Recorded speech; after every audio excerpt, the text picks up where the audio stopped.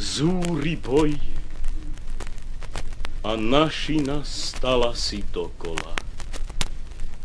To vie, že premoc rímsku jej moc nepredolá.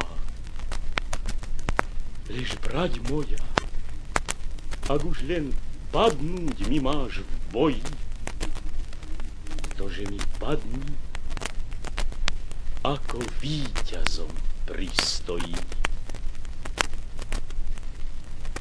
A môj Slovan ešte raz bystré hodil zraky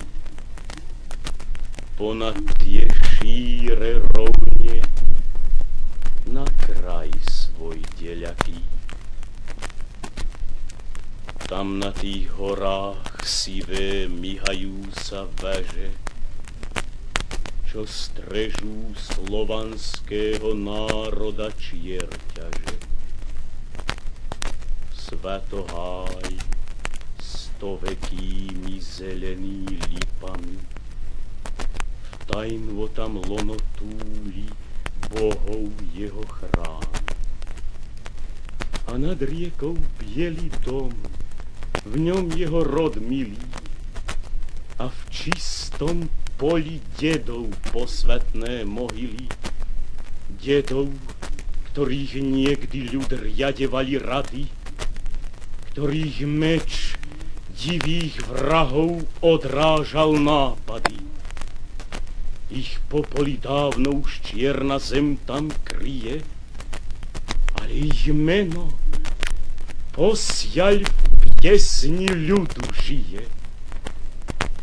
A sláva zašlých vekov junáka oviala, a duša jeho svätým ohňom splápolala, a meč v jeho pravici strašnejšie sa zvíja, bleskom blízka na vraha, hromom ho zabíja. Praštia zlomené raty, bité štíty zvonia, a pyšné príľby rímske do prachu sa ronia.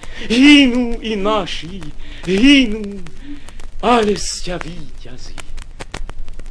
Žiadna rana zvuk vôľu z úst im nevyrazí. Vďačne lejú vernú krv po súdnom poli. Oj, veď padnú za národ. Oj, veď to nebolí. A boj pomaly tíchne. Strašná búry sila divým svojím zúrením sama sa zničila. A kde naši, čo byli ten Rím svetovládny, lebo koval úmysel na slovanstvo zradný? Kde naši?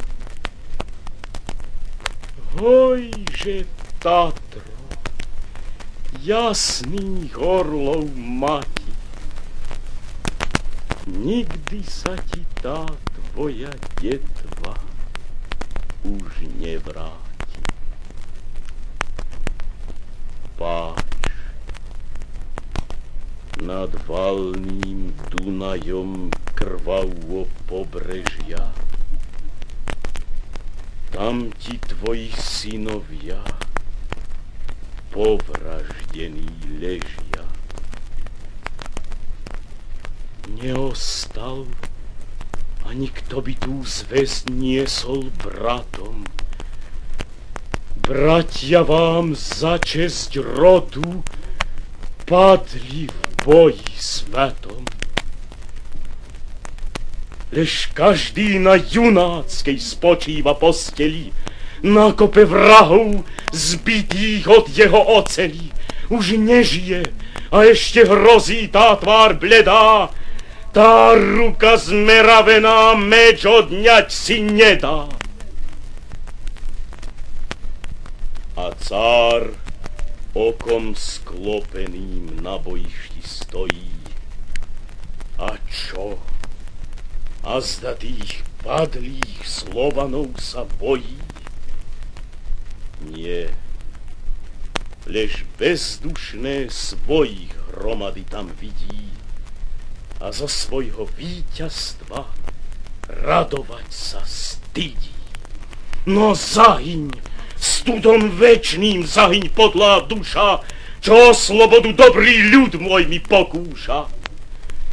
Lež večná meno toho nech ovenčí sláva, kto seba v obeť svetú za svoj národ dáva. A ty, morho, hoj morho, detvo môjho rodu, kto kradmou rukou stiahne na tvoju slobodu.